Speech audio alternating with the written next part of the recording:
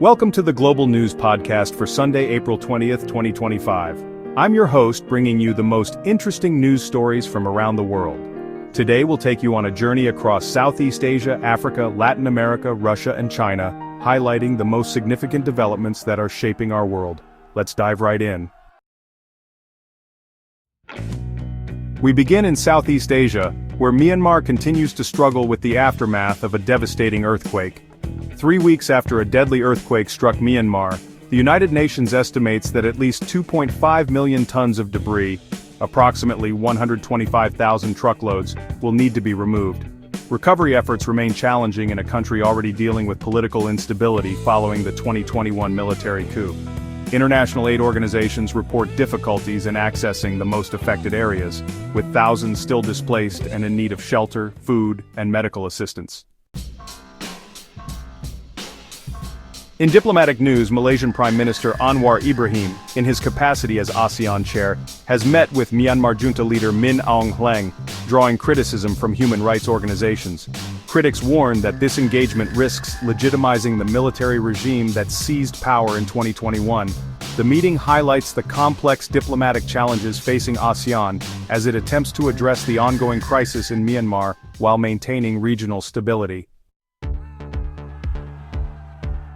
Meanwhile, Chinese President Xi Jinping's recent trips to Vietnam, Malaysia, and Cambodia have prioritized discussions about a regional railway network linking China with Southeast Asian nations. Analysts suggest that Trump's tariff policies are accelerating China's infrastructure diplomacy in the region, as Beijing seeks to strengthen economic ties with its southern neighbors. The proposed railway network would significantly enhance regional connectivity and potentially reshape trade patterns across Southeast Asia. Turning to Africa, where humanitarian crises and political developments are making headlines. In Sudan, thousands of people are fleeing while others remain trapped following an attack by the Rapid Support Forces on a camp in Darfur.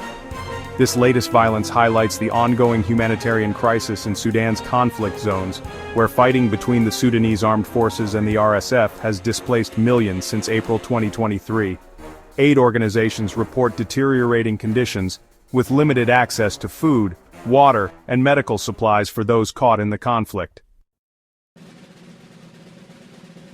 In a move that could significantly impact U.S.-Africa relations, the incoming Trump administration is reportedly planning to close approximately 30 U.S. embassies worldwide, with more than half of these closures affecting diplomatic missions in African countries.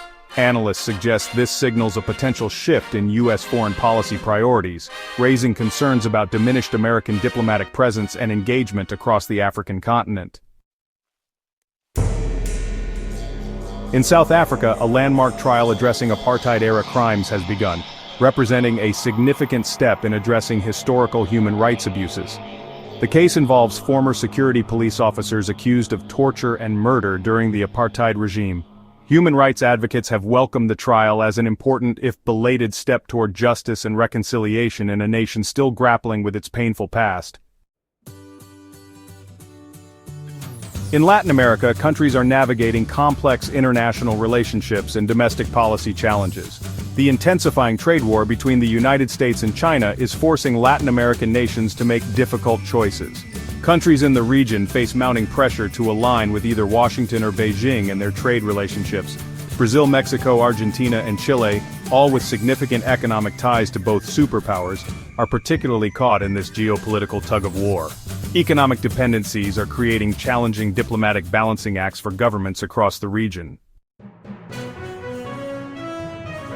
Meanwhile, the European Union is hoping that Trump's tariff policies might create new urgency to finalize the long-negotiated EU-Mercosur trade agreement. European officials suggest that South American nations may now see greater value in diversifying their trade relationships beyond the United States and China. The deal, which has been in negotiation for over 2 decades, would create one of the world's largest free trade areas if completed. In Brazil, the National Health Authority has implemented new restrictions prohibiting hormone therapy for transgender minors. The controversial decision raises the legal age for transgender treatments and has sparked intense debate about human rights, medical autonomy, and the role of the state in gender-affirming care. LGBTQ+ advocacy groups have condemned the move, while conservative politicians have praised it as protecting children. The Russia-Ukraine conflict continues to evolve, with religious holidays bringing temporary pauses but little progress toward peace. Moscow has announced a temporary ceasefire for the Orthodox Easter holiday, but claims that Ukrainian forces have already violated the truce.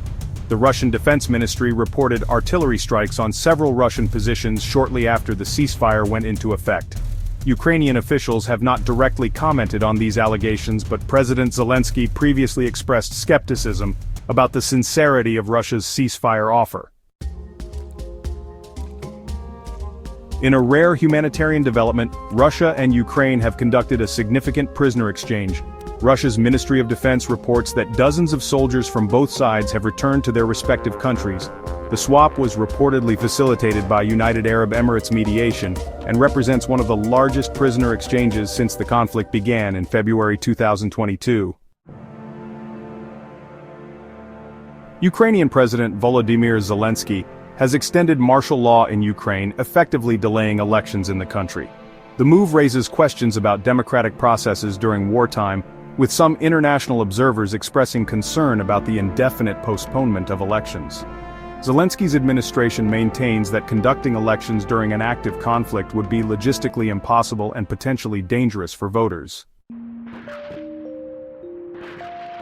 Finally, we look at developments in China, where military cooperation, aviation industry advances, and international disputes are making news. The Chinese People's Liberation Army Air Force has deployed J-10C fighter jets, Yu-20 aerial tanker aircraft, and KJ-500 early warning aircraft to participate in the first joint military exercise between China and Egypt.